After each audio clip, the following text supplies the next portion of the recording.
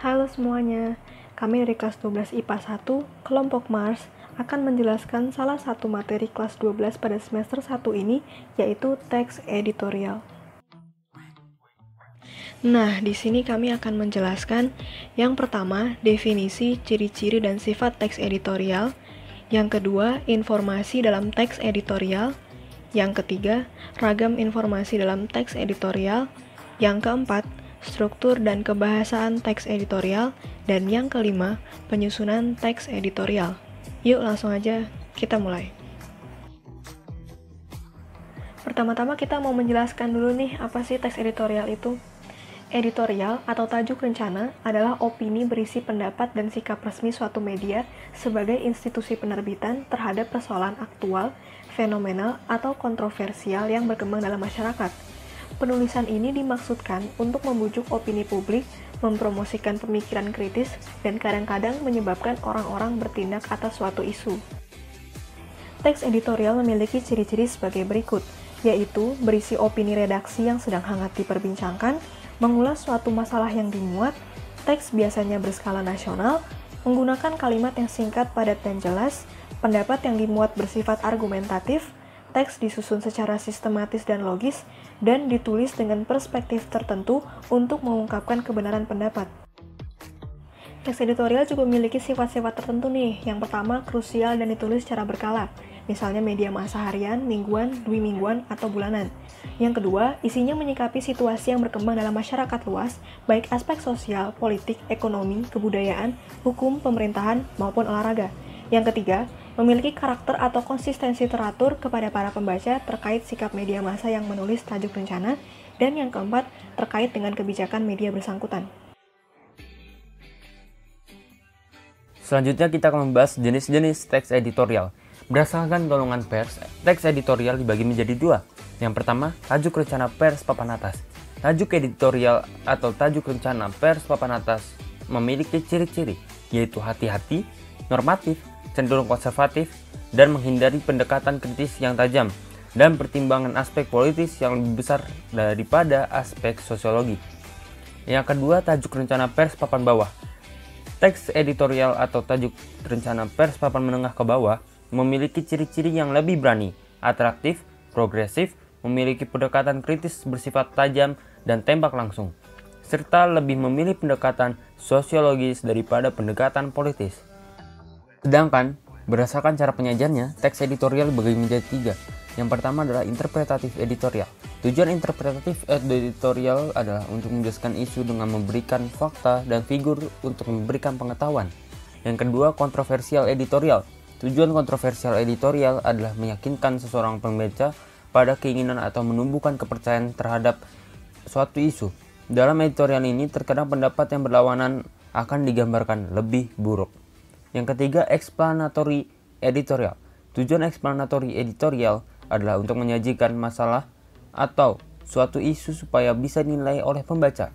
Biasanya teks editorial ini mempunyai tujuan untuk mengidentifikasi suatu masalah dan membuka mata masyarakat supaya bisa memperhatikan suatu isu. Nah, seperti yang sudah kita ketahui nih bahwa teks editorial akan selalu memuat fakta dan opini. Apa sih fakta dan opini itu? Jadi, fakta merupakan sebuah pernyataan yang menampilkan situasi real dari sebuah masalah ataupun kejadian. Karena hal inilah bisa dikatakan bahwa kebenaran sebuah fakta sudah teruji. Sedangkan opini merupakan suatu sikap atau pendapat seseorang mengenai sebuah persoalan ataupun keadaan yang pernah maupun sedang terjadi. Sekarang kami akan menjelaskan perbedaan antara pendapat dan argumen. Pendapat merupakan sebuah pandangan atau sebuah pikiran seseorang terhadap suatu kebenaran yang bersifat relatif karena dipengaruhi unsur pribadi dan menurut pandangan masing-masing individu. Sedangkan argumen merupakan sebuah opini atau serangkaian kalimat yang bersifat persuasif atau yang bertujuan untuk mengubah pandangan orang terhadap suatu hal. Biasanya argumen sudah berlandaskan teori tertentu. Berikut merupakan langkah-langkah menyampaikan argumen dan pendapat dalam teks editorial. Yang pertama, berpikir kritis dan logis. Yang kedua, menjauhkan emosi dan subjektivitas. Dan yang ketiga, mampu memilih fakta yang sesuai dengan tujuan sehingga dapat ditarik kesimpulan yang sulit dibantah. Di dalam teks editorial terdapat argumen atau pendapat yang dikemukakan oleh redaktur.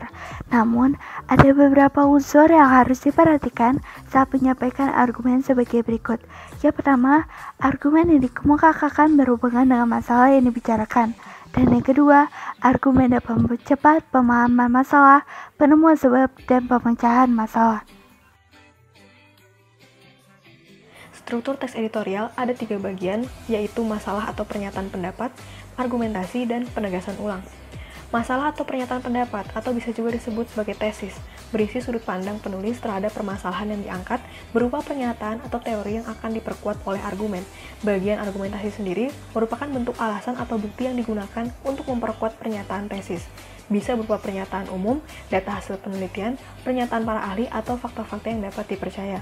Dan yang terakhir, penegasan ulang, berisi penguatan kembali atas pendapat yang telah ditunjang oleh fakta-fakta dalam bagian argumentasi. Dalam teks editorial terdapat 4 kaidah kebahasaan. Yang pertama, menggunakan kalimat retoris. Kalimat retoris adalah kalimat pertanyaan yang tidak ditujukan untuk mendapatkan jawaban. Pertanyaan tersebut dimaksudkan agar pembaca merenungkan masalah yang dipertanyakan tersebut sehingga tergugah untuk berbuat sesuatu atau mengubah pandangannya. Kedua, menggunakan kata-kata populer. Penggunaan kata-kata populer bertujuan untuk memudahkan pembaca memahami isi teks editorial. Hal tersebut dimaksudkan agar pembaca merasa rileks meskipun membaca masalah yang serius dipenuhi dengan tanggapan kritis. Ketiga, menggunakan kata ganti penunjuk. Kata penunjuk adalah kata yang merujuk pada waktu, tempat, peristiwa, atau masalah lain yang menjadi fokus ulasan.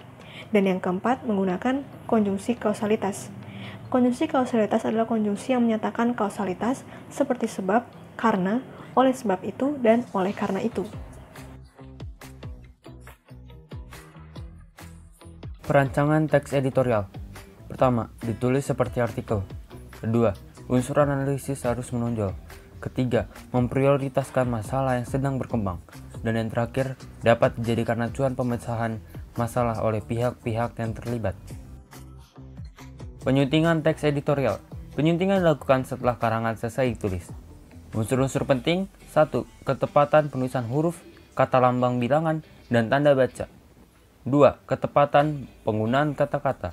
3. Keefektifan kalimat. 4. Struktur baik kalimat harus mengandung unsur S dan P. Kelima, keterpaduan paragraf. Sekian penjelasan mengenai teks editorial dari kelompok Mars. Atas perhatiannya kami ucapkan terima kasih.